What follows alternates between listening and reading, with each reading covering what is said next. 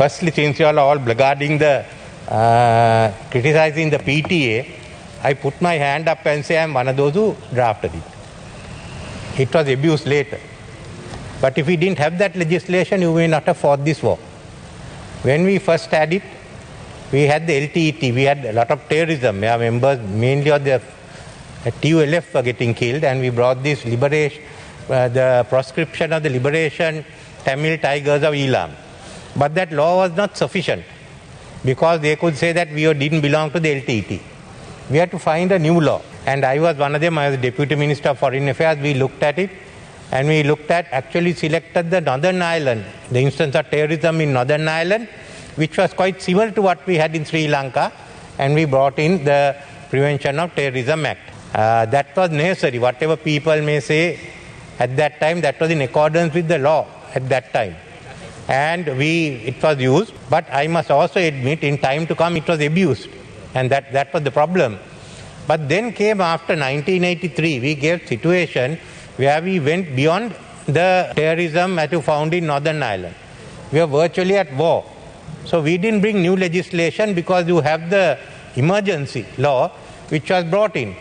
I mean, basically we had the same provisions as that was in the Defence of the Realm Act they brought for World War II in UK. The same provisions that were used in Sri Lanka was really brought in again under the Public Security Ordinance. Then thereafter the war went on, and the war was over in 2009. And we still retained the PTA, but there were questions whether PTA was sufficient, and also the abusers of the PTA, which have been mentioned by some of the members here, that when the war was over, why was the PTA going on? I also understand that.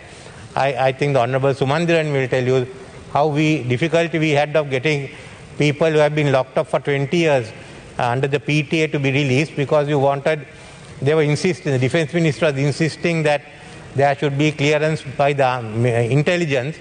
And I don't know, I couldn't understand how some of them, what were the agreements. Finally, I think we had to give instructions to release them, because there was the question of the Attorney General agreeing to release them.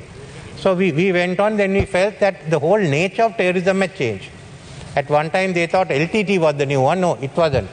After September 11th, there was a new type of terrorism.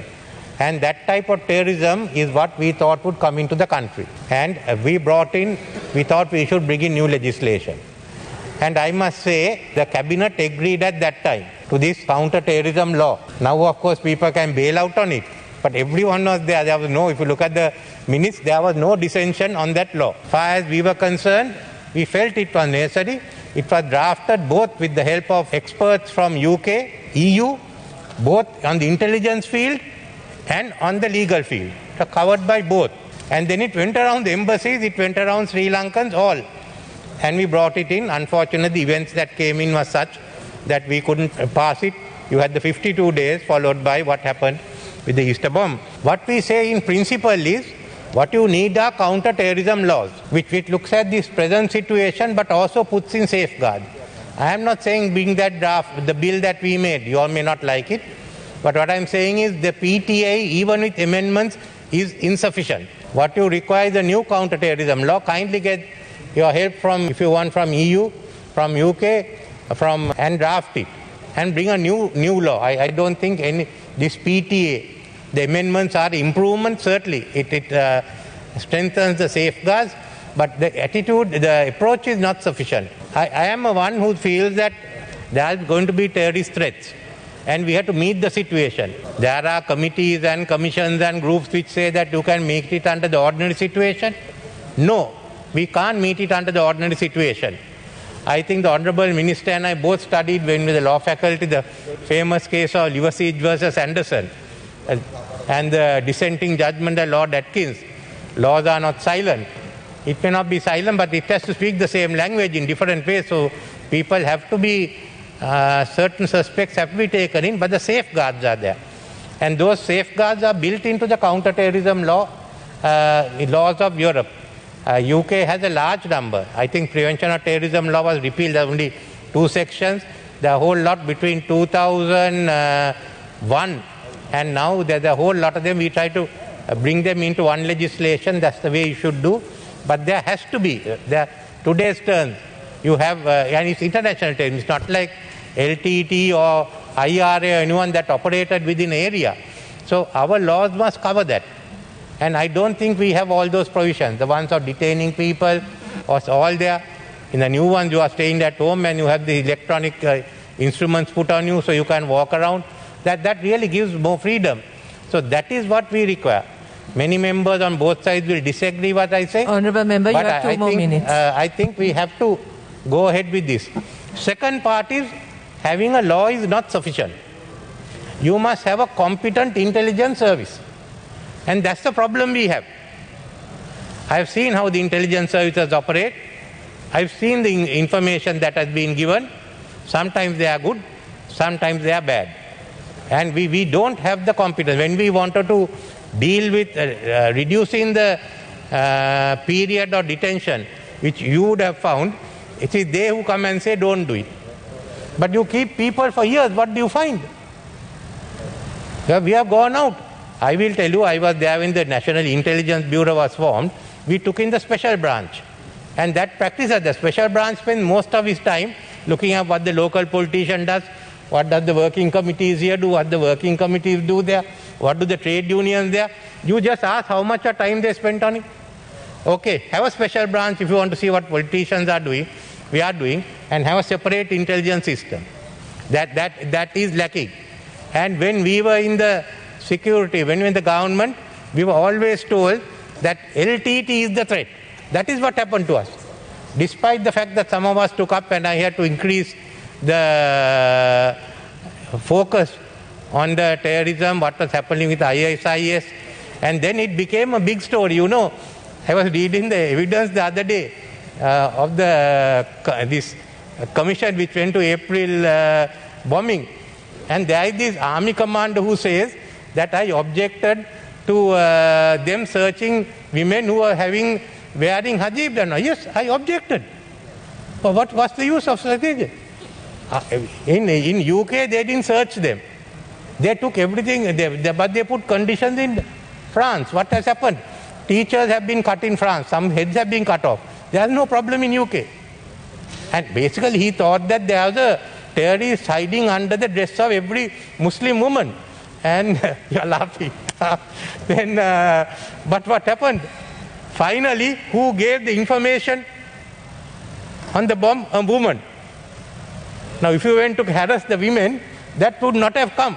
I mean, I was seated there, I know it. It was one woman who saved the situation for us.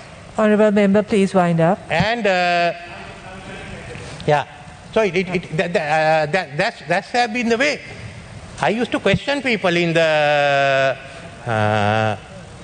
Security Council to be sure that they knew what they were saying.